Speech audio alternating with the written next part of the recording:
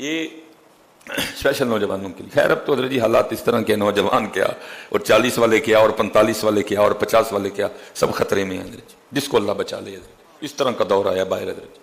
ہاں جی، ہر کوئی خطرے میں ہے حضرت جی، جس کو اللہ بچا لے، جس کی اللہ حفاظت کرے. حضرت یہ روض الریاحین امام یافعی رحمۃ اللہ تعالیٰ نے لکھی، بڑی خوبصورت کتاب ہے حضرت، صوفیہ کا تذکرہ ہے اس میں حضرت جی. اس میں حضرت نے لکھا ہے کہ شہر بصرہ میں کوئی بزرگ تھے تو ان کے جسم سے نا کستوری کی، مسک کی خوشبو آیا کرتی تھی حضرت جی.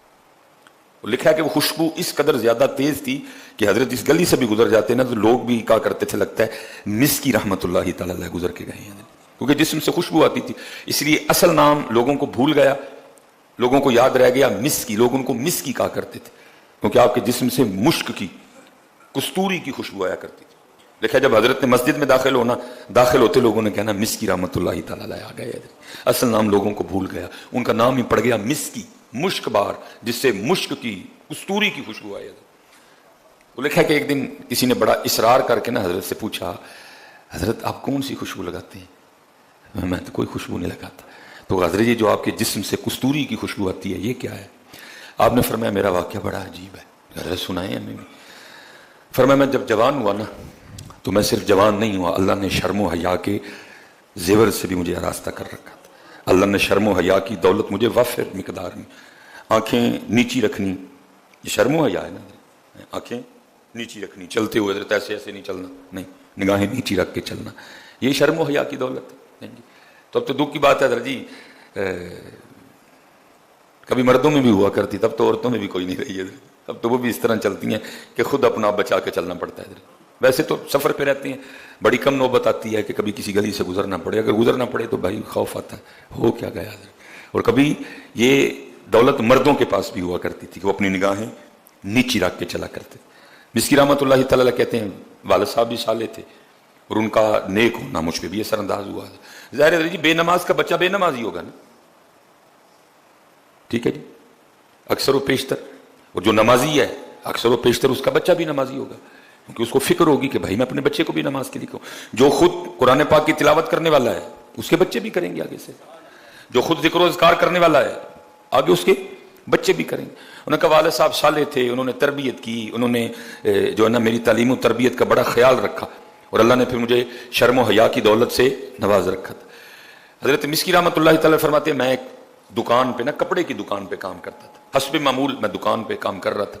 ایک بڑھی آئی اور اس نے آ کے نا کچھ کپڑے پسند کیے اور پسند کر کے نا میری طرف اشارہ کر کے کہتی ہے کہ آپ اس طرح کریں کہ اس نوجوان کو میرے ساتھ بھیجیں، میری مالکن نے جو جو کپڑے اس میں سے رکھنے ہوں گے نا وہ رکھ لے گی اور جو نہیں رکھنے ہوں گے وہ واپس بھیج دے گی، اور جو رکھے ہوں گے ساتھ ان کی قیمت بھی اس بچے کے ہاتھ بھیج دے گی.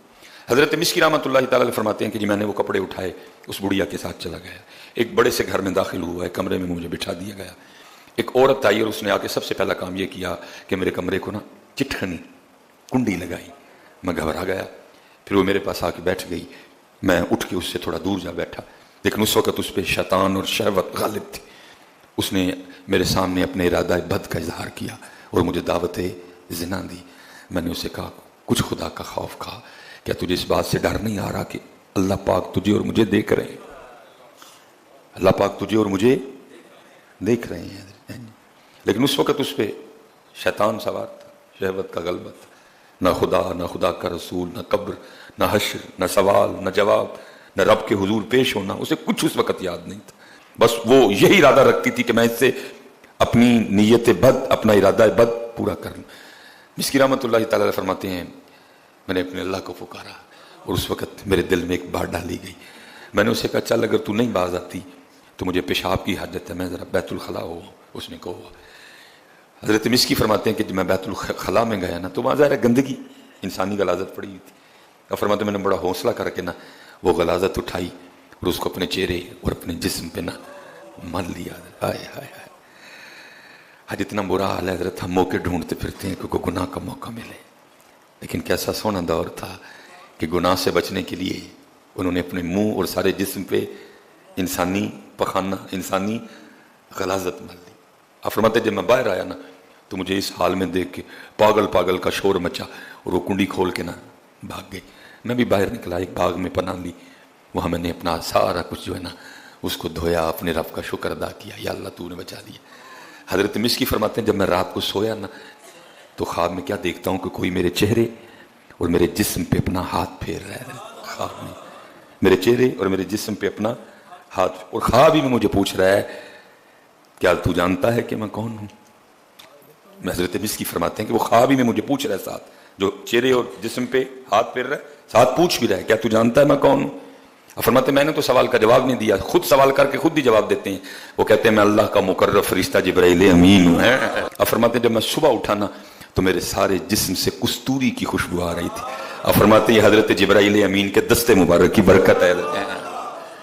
ہاں سلیمان کدی تم ہی وہ واسطے چھڈ گناہ پھر تینوں بھی جبرائیل خواب چ ملنا آن گے، لیکن کسی کو شوق ہی نہیں جبرائیل کو ملنے کا، سارے چٹے رنگ تے مر گئے ہیں حضرت، کسی کو شوق ہی نہیں جبرائیل کو ملنے کا۔